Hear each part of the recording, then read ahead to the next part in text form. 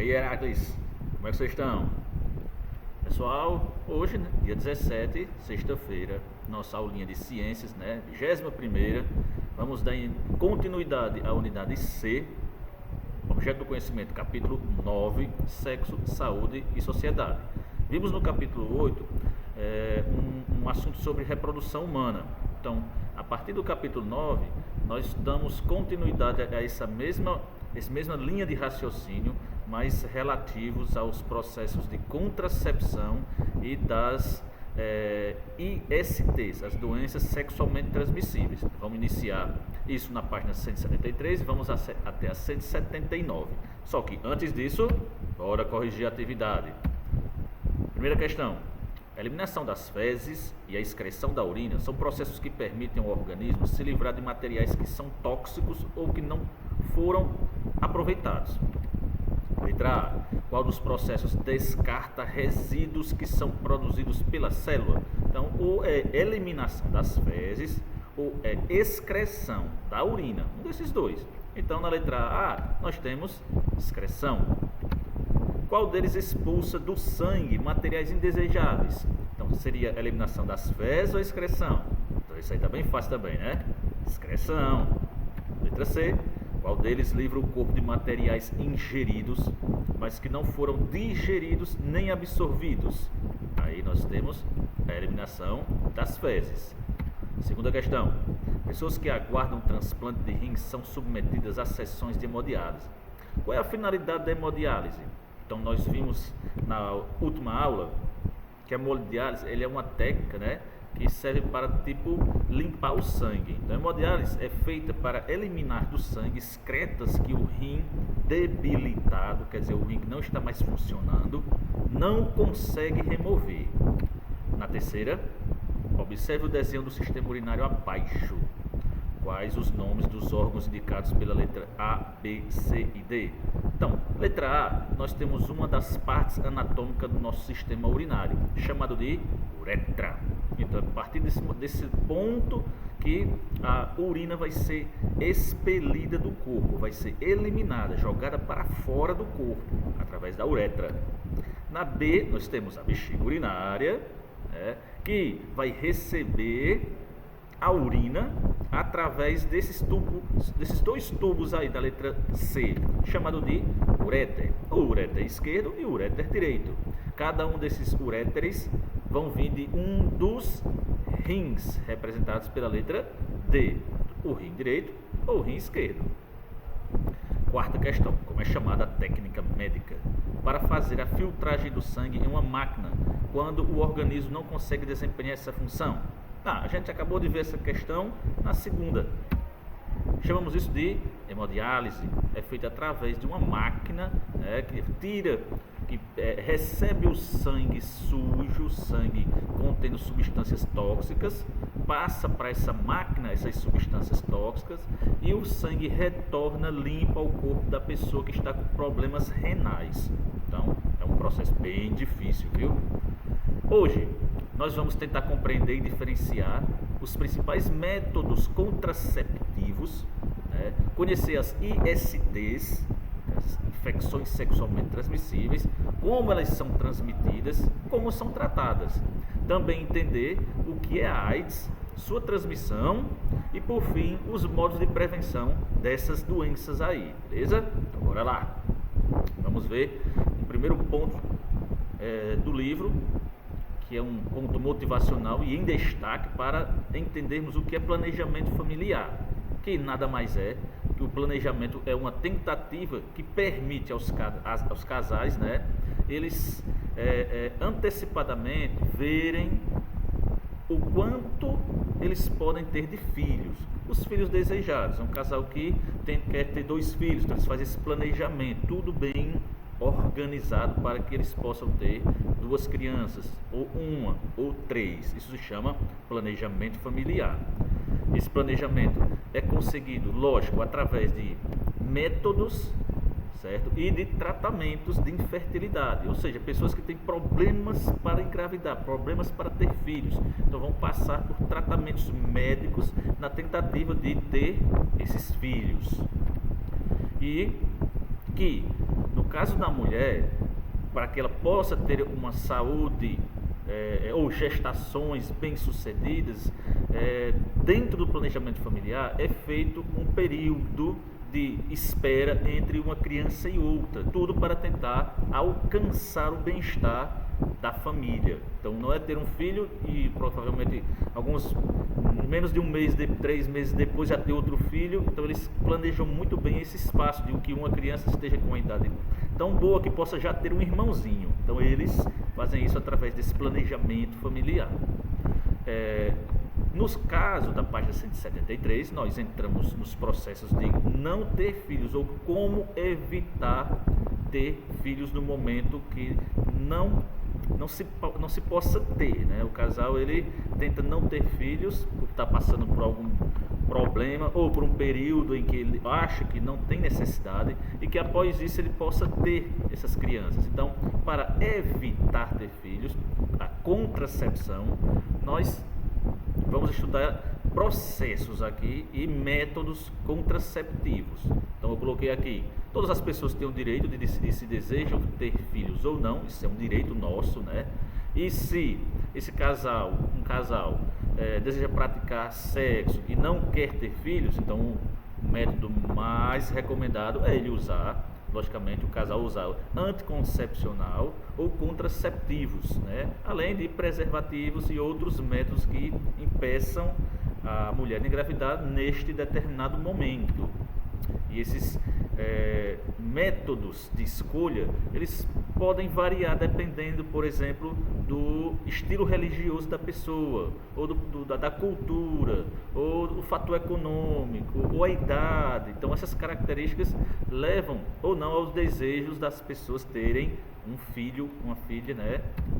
E vamos passar então para esses processos de contracepção, que no caso deve ser visto, né, e supervisionado pelo ginecologista. Então a mulher ela precisa, se quer ter uma vida sexual bem saudável, ela precisa logicamente ter um acompanhamento do seu médico, da sua médica ginecologista, e ela vai indicar os métodos contraceptivos mais eficazes e os que não irão afetar até mesmo seu estilo de vida nem sua saúde. Então é muito importante isso. Aqui no caso do Brasil, há muitas associações, muitas entidades, né? O PSF, eles prestam esse tipo de aconselhamento para quem quer ter filhos, quem quer evitar ter filhos. E dentro disso, a gente vai estudar 5 categorias que previnem a gravidez. Então, são os anticoncepcionais. Anticoncepcional quer dizer anti ou contra concepção, nascimento. Quer dizer evitar a gravidez. Se eu escutar a palavra anticoncepcional, quer dizer que é a tentativa de evitar uma gravidez indesejada. Então, bora lá. O primeiro método de contracepção são os métodos comportamentais. Esse aqui não é indicado, ele é muito falho, e quem opta por usar esse tipo de método, na maioria das vezes, na grande maioria das vezes, a mulher engravida. Então não é um método seguro, ele é chamado de tabelinha. Resumindo, as mulheres elas têm um período de ovulação, que a gente já estudou isso, né? Que ele vai contar a partir, logicamente, de uma determinada data, ter a produção do óvulo. Então, durante a ovulação, os casais tentam evitar o sexo 7 dias antes ou 7 dias depois da ovulação, que é quando o óvulo está lá na tuba uterina, lembram? E os espermatozoides podem se encontrar com ele e, logicamente, acontecer a fecundação e a gravidez. Então, ele não é muito indicado porque as mulheres que têm ciclo menstrual irregular, elas podem ovular em dias diferentes, então a conta não vai bater, e aí, possivelmente, numa relação sexual sem preservativo, a mulher pode engravidar. Então não é um método muito seguro. Então a ovulação pode ocorrer fora até mesmo da data prevista. Então esse método chamado de tabelinha não é muito bom. Isso aí é feito, não é um método que você vai comprar um remédio na farmácia, nada disso, você apenas conta os dias. Isso não é seguro, tá certo? Segundo método de barreira. De barreira significa que vai ter algo que vai impedir que o espermatozoide chegue até o óvulo. O mais famoso, a camisinha, que é uma capa de borracha que deve ser colocada antes da relação sexual. Existe a masculina e existe a feminina.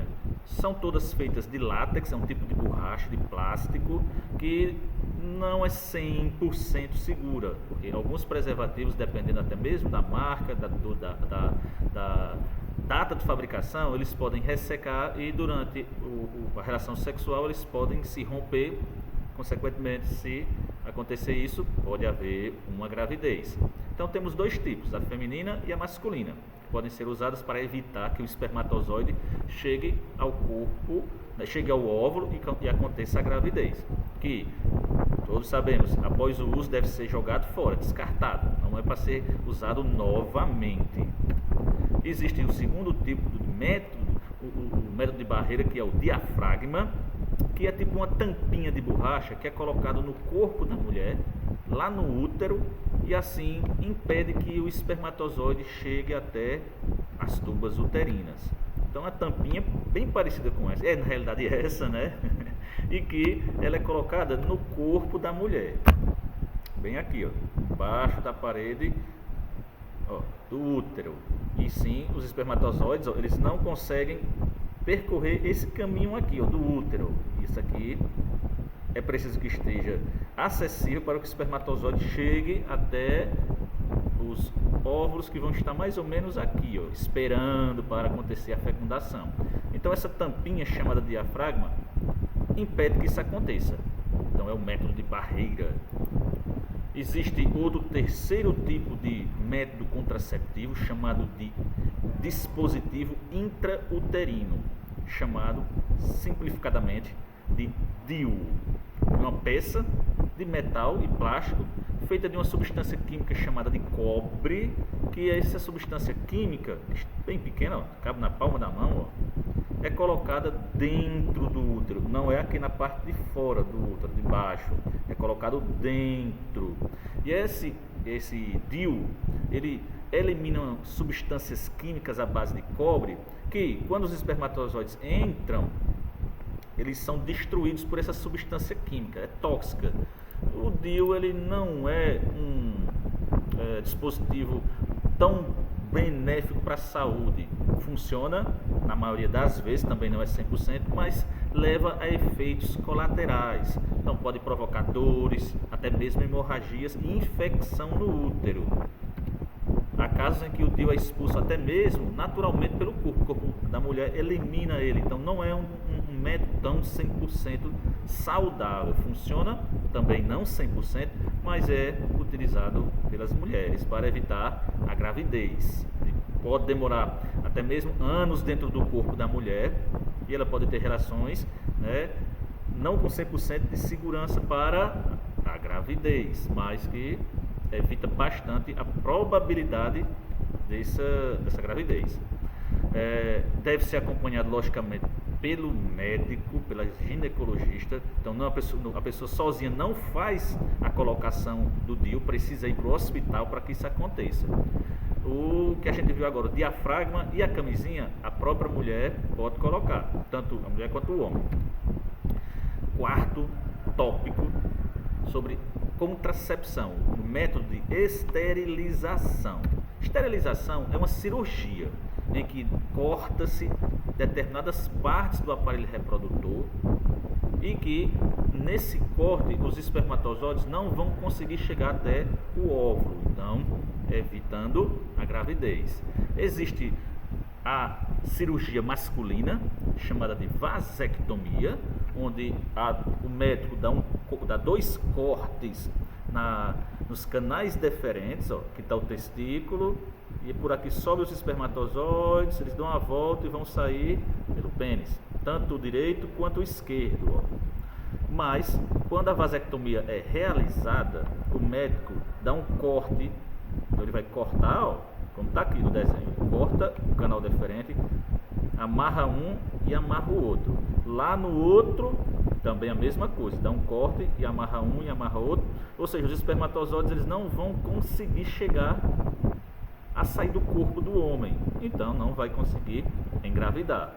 No caso da mulher é chamado de laqueadura ou ligadura de trompas, mais comumente chamada de laqueadura, que vai ser dado um corte na tuba uterina esquerda e direita da mulher, bem parecida com a vasectomia, em que os espermatozoides não vão conseguir atravessar porque o cano, o duto está cortado. Então os espermatozoides não vão conseguir encontrar o óvulo, a mulher não vai engravidar. Esse é o processo de esterilização. Pode ser desfeito, então o médico vai novamente abrir e religar isso, e a mulher pode engravidar. E o homem, lógico, vai engravidar, vai conseguir ter fertilidade. Quinto método são os métodos hormonais, são os mais comuns depois do preservativo, em que a mulher ela vai tomar pílulas chamadas de pílulas anticoncepcionais, que é um comprimido que imita a ação dos hormônios femininos, enganando o corpo, enganando o útero, enganando o ovário, e o órgão reprodutivo feminino, os ovários, eles não vão produzir os óvulos. Então, se não produz óvulo, não tem como ter gravidez. O espermatozoide vai chegar lá e não vai ter o óvulo esperando. Então, são os mais comuns, feitos por indústrias e que são vendidos em farmácias, mas que deve logicamente ser acompanhado pelo ginecologista, porque ele vai dar todas as orientações para que não tenha efeitos colaterais no corpo.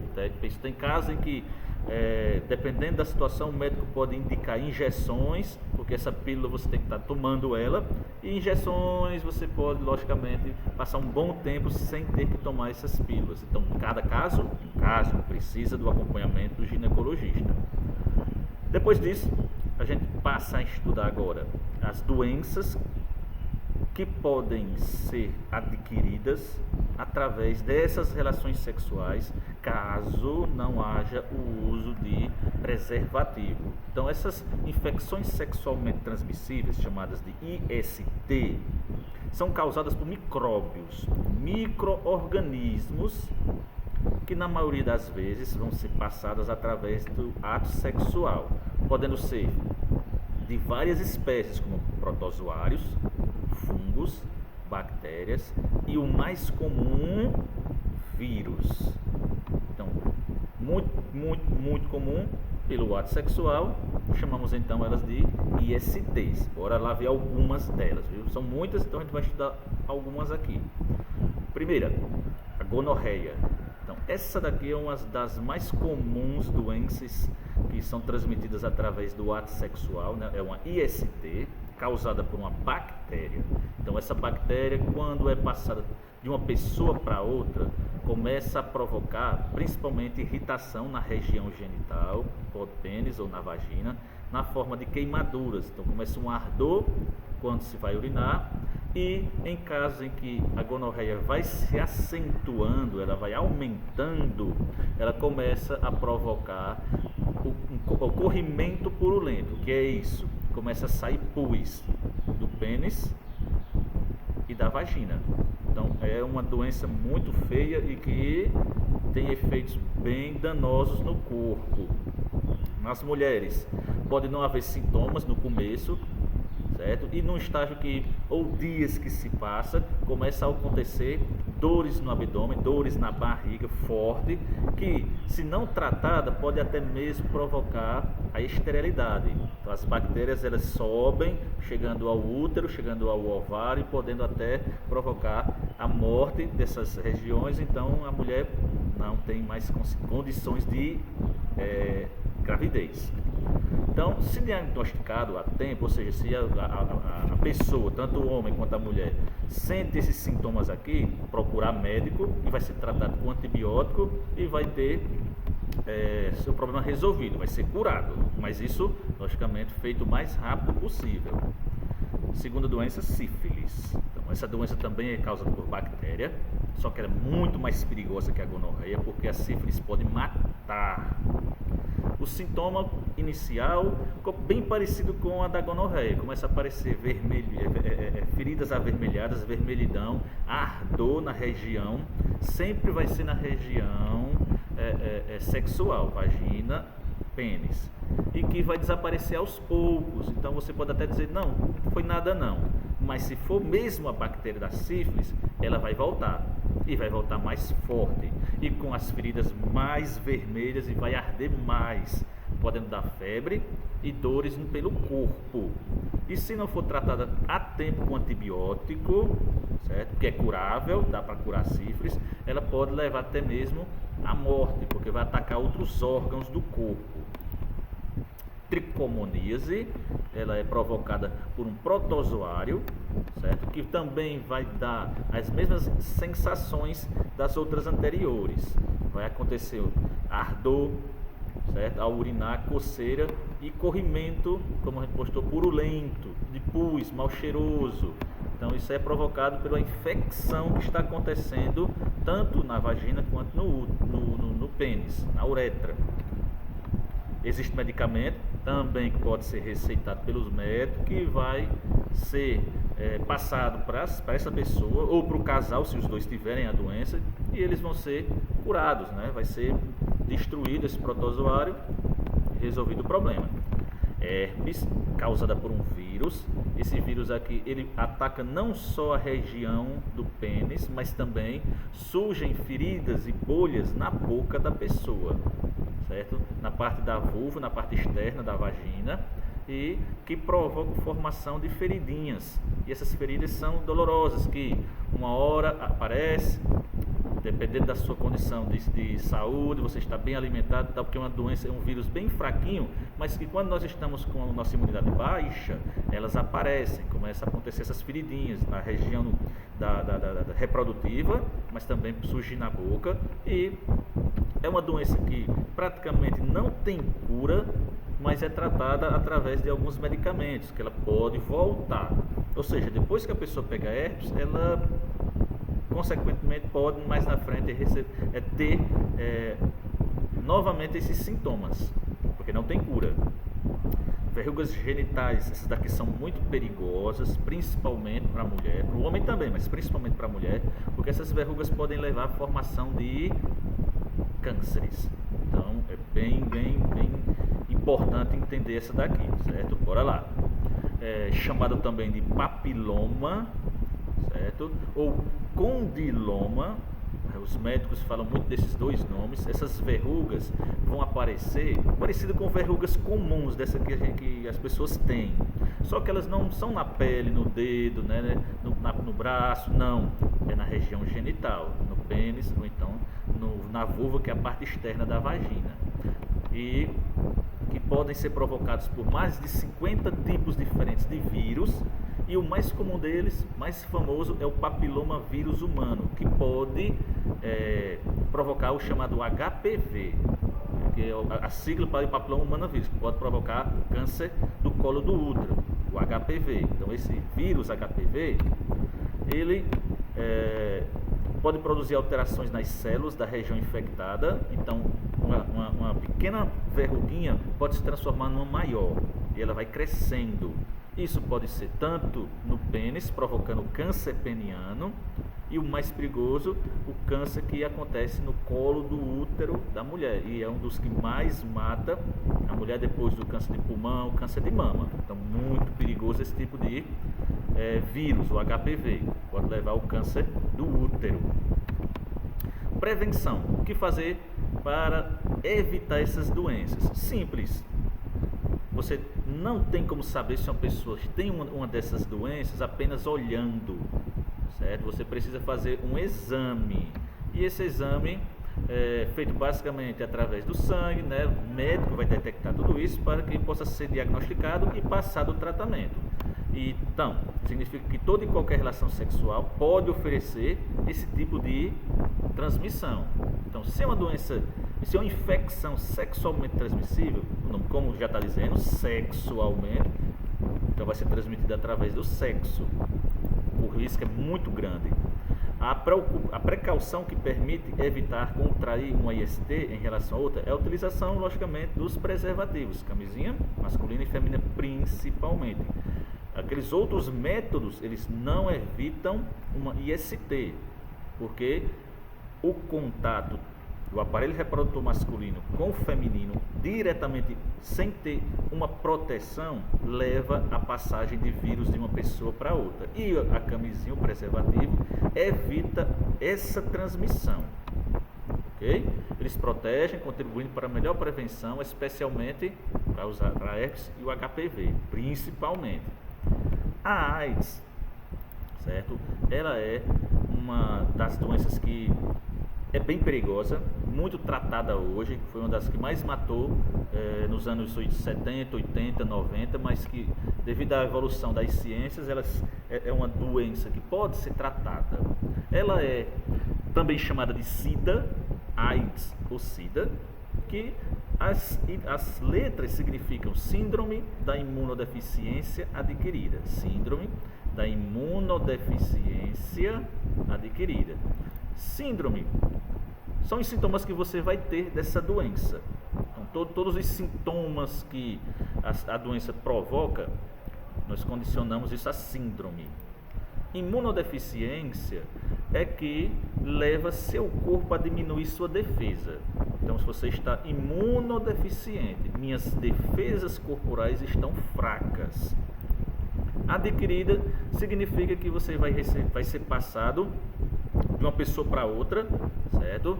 Não de forma herdada, ou seja, passado de pai para filhos, através do DNA, dos genes. Então é passado de uma pessoa para outra através do contato.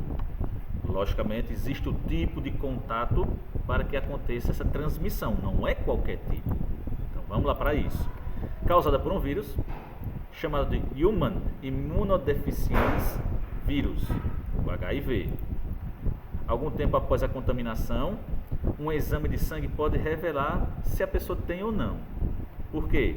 Porque esse vírus começa a ter um contato com o seu corpo e o seu corpo começa a produzir substâncias para tentar destruir esse vírus. E essas substâncias, se forem detectadas no exame lá no hospital, se você tiver essas substâncias, então é porque você tem um vírus.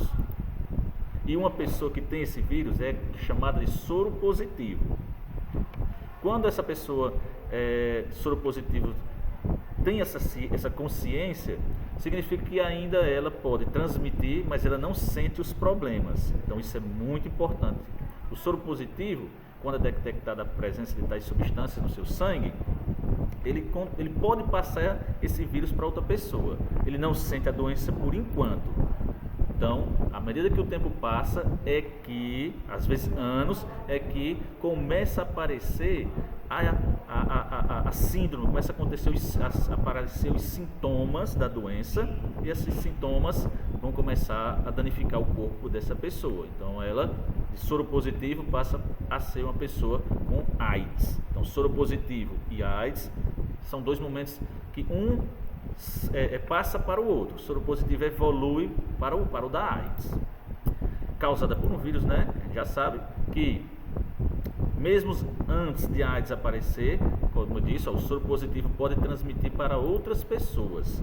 E passa a ter AIDS, como eu disse, a partir do momento que o sistema de defesa, as células do corpo dessa pessoa não conseguem mais se recuperar de doenças tratáveis. Significa que suas defesas corporais começam a falhar, podendo levar à morte. O que fazer para se prevenir da AIDS? Já sabemos, mesmo que as ISTs, o uso de preservativos é o que evita. Lógico, no contato sexual. Por quê? Porque a transmissão também do HIV não é só pelo ato sexual.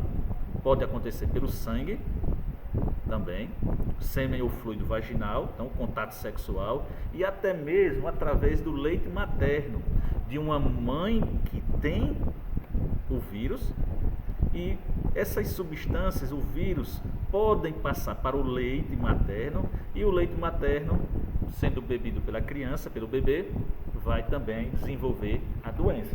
Então a criança vai adquirir o vírus também. Injeções. Pessoas principalmente que usam drogas e que compartilham as seringas. Uma seringa injetada em um, depois no outro, pessoas que usam drogas. Então, está no sangue o vírus. Então, quando se aplica a injeção, vai ter sangue na injeção. E se tiver vírus nesse sangue, quando injetar essa injeção em outra pessoa que esteja saudável, o vírus vai passar para ela. Então, a tomar injeções, devemos tomar o máximo de cuidado, certo? Vendo se as seringas são descartáveis. Você vê a pessoa, o enfermeiro abrindo a injeção na sua frente, para que você tenha certeza absoluta que é uma seringa limpa. Continuando. Pode ser transmitido pela mãe, como eu disse, né, para o filho na gravidez, ou até mesmo durante o parto, quando se corta o cordão umbilical. Nem todos os filhos de mães portadoras de HIV nascem com o vírus. Então, existem técnicas, procedimentos que reduzem o risco desse contato, hoje em dia. Que, infelizmente, até hoje não temos uma cura para o vírus, como o antibiótico e aqueles que a gente viu anteriormente. A AIDS, ela é tratável. As pessoas que têm a doença vão tomar chamados coquetéis de medicamentos, e esses coquetéis vão retardar o efeito do vírus, podendo dar uma vida normal a essa pessoa. Ela pode viver muitos anos, mas continuará transmitindo o vírus caso não faça uso de preservativos quando tiver relação com outras pessoas. Então, isso é muito importante se entender. Então, você pega como AIDS: sexo sem camisinha, compartilhar seringas, da mãe para o filho durante a gravidez, o parto, a amamentação, sem um controle, utilização de medicamentos adequados. Então, tem que ter um acompanhamento médico muito grande. Uso de instrumentos contaminados que furam ou cortam e que não sejam esterilizados. Então, equipamentos até mesmo como esses de cortador de unha, fazer tatuagem, tudo que perfurar, que possa cortar, sangrar, pode transmitir de uma pessoa para outra, caso o objeto não seja esterilizado. Não pega, logicamente usando camisinha. Aperto de mão, abraço, você não pega. Suor, saliva, lágrima, tosse, espirro, não pega, certo? Beijo, não pega. Picada de inseto, não pega. Sentar no ônibus de uma pessoa que sentou ali, também não pega. Copos, talheres, pratos, comer de uma pessoa que tem para uma que não tem, não pega, certo? Pelo ar. Doação de sangue, só, claro, quem tem AIDS não vai doar sangue, porque uma pessoa que tem AIDS, se doar, quando esse sangue chega no hemócio, esse sangue é feito vários exames, várias baterias de testes. Então eles vão detectar. Se detectar que tem, logicamente, o vírus daquele sangue, eles vão jogar fora, eles descartam. Então, o sangue que a pessoa recebe de um acidente, é absoluta certeza que não existe o vírus ali. É passado por um rigoroso trilho, vai ser totalmente visto, fiscalizado esse sangue, para que não aconteça a transmissão. Então, doação de sangue não tem perigo. Banheiro, sabonete, toalha, então todas essas formas aqui não tem perigo de acontecer a transmissão do vírus. Esse aqui sim, certo? Pessoal, é isso. Tá aí o vídeo aula para vocês assistirem quando quiserem. As 5 perguntinhas do Google Formulário, e até